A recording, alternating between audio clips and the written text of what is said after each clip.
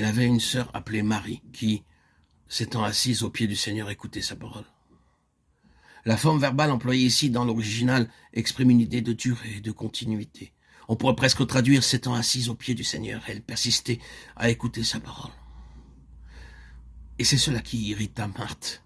Elle persistait à écouter parce que l'observation de Marthe dans le texte est en réalité en même temps l'imparfait actif. Cela ne te fait-il rien que ma sœur persiste à me laisser seule pour servir? Persiste à me laisser seule parce qu'elle persistait à écouter. Quel est le sens de cet incident? Ce que nous avons là, c'est l'image de ce que le Seigneur désire par-dessus toute autre chose.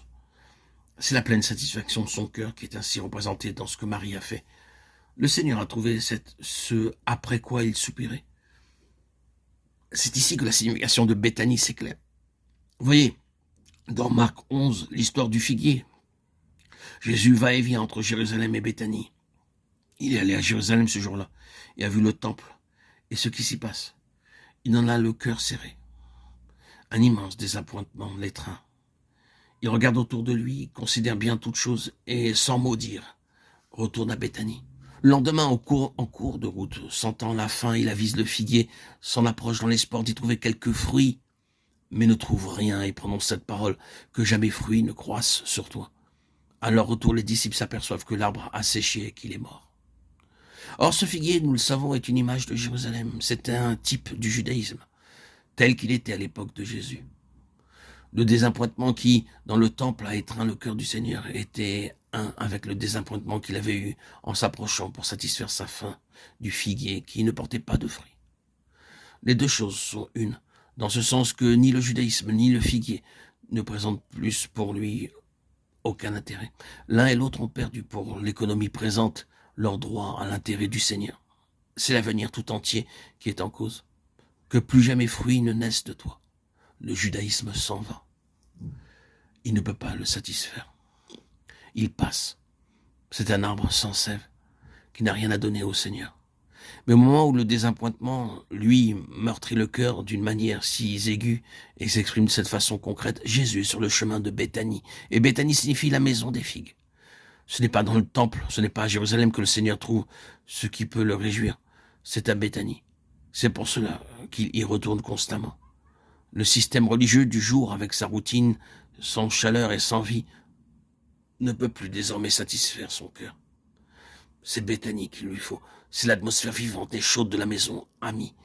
Si ces paroles sont rejetées à Jérusalem, il sait bien qu'ici elles seront acceptées, recueillies et qu'il y aura toujours quelqu'un qui persistera à écouter.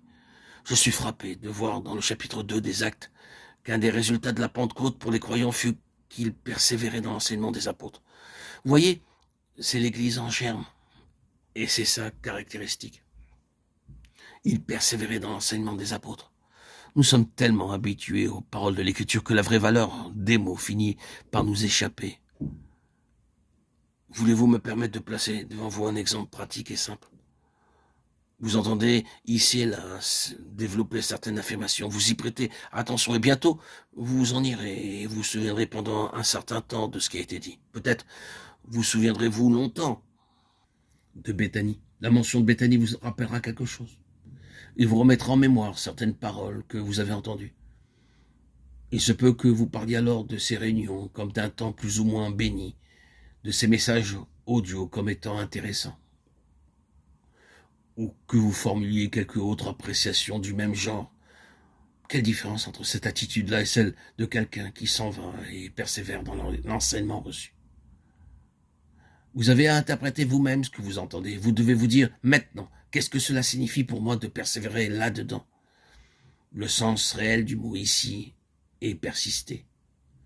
Il persistait dans l'enseignement des apôtres. Il y a une grande différence entre persister dans l'enseignement et s'en aller en disant, eh bien, nous avons écouté de bons audios, cela s'arrête là.